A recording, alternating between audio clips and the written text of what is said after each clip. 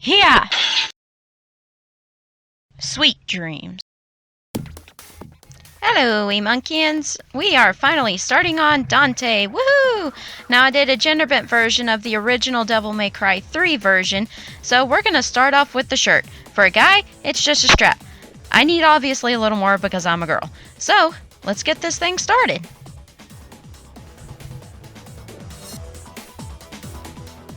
Now you're going to need some brown fabric. I actually got a curtain and decided to use this fabric.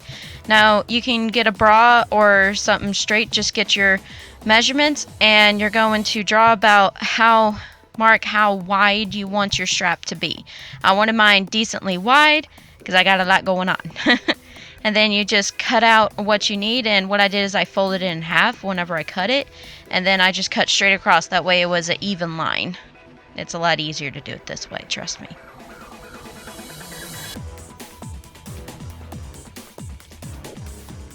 Now that you got that, all you have to do is hem the edges everywhere that needs hem. That way it's nice and clean.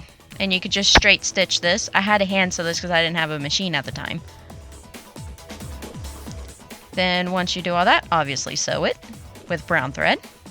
And then I use this corset piece. It's a dead corset, so rest in peace, corset.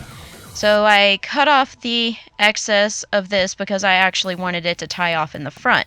Kind of like a little lacy lingerie thingy going on. And I actually needed the lace too, so it all kind of worked out. Yay, recycle!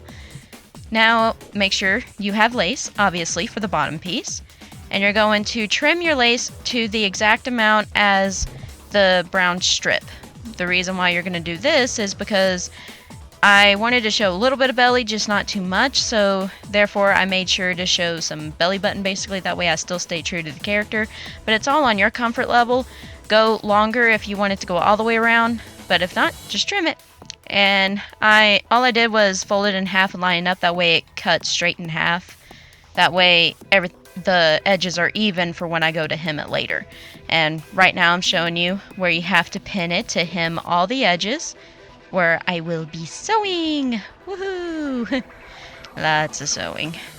This really bit when I had a hand sew. Thankfully I have a machine now, which y'all should see later in the tutorial.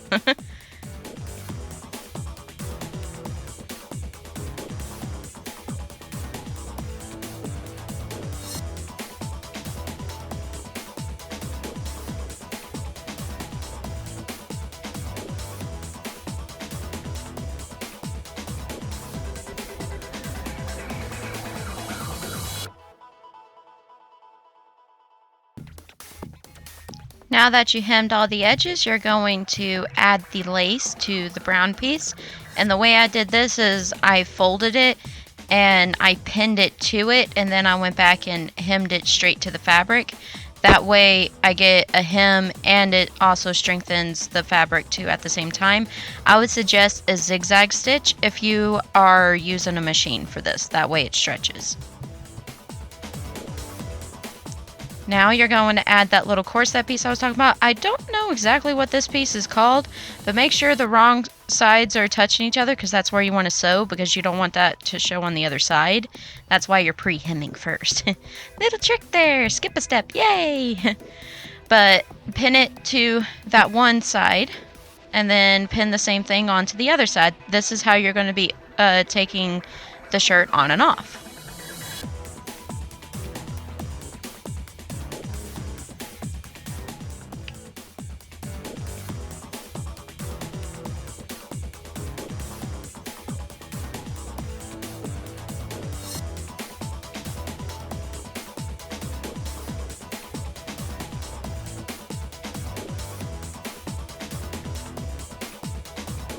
Now that that's all pinned, you're going to get that ribbon that you're going to need to lace up your corset.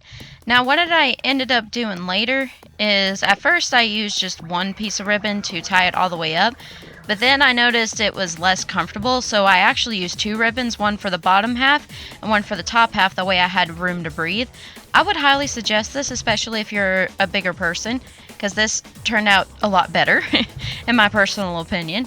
but it's up to you on which way you want to do it. I'll show you the other way. Like I said, this is the one way, and then I have another way where I put it up with 2 ribbons.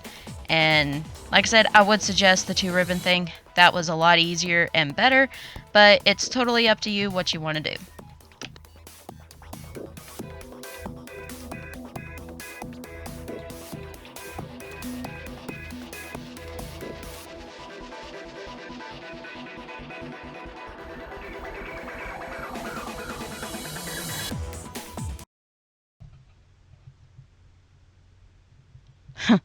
I can already tell.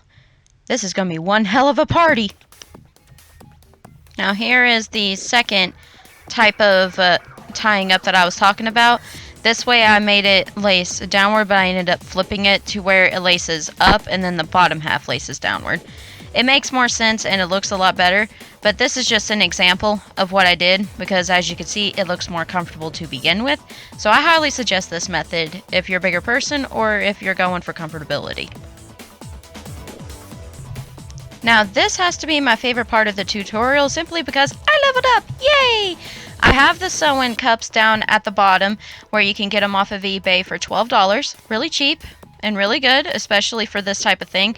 You just sew it at the bottom right down there and leave the top cups open like I'm showing right here because you want your boobs to be able to move freely.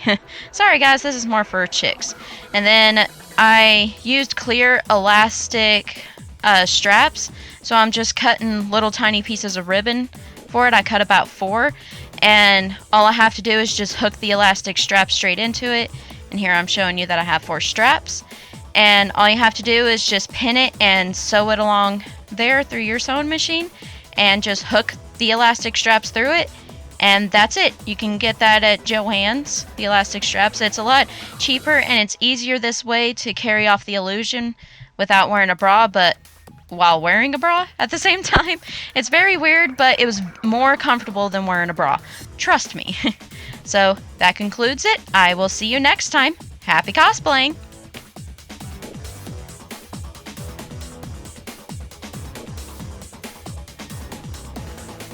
Jackpot.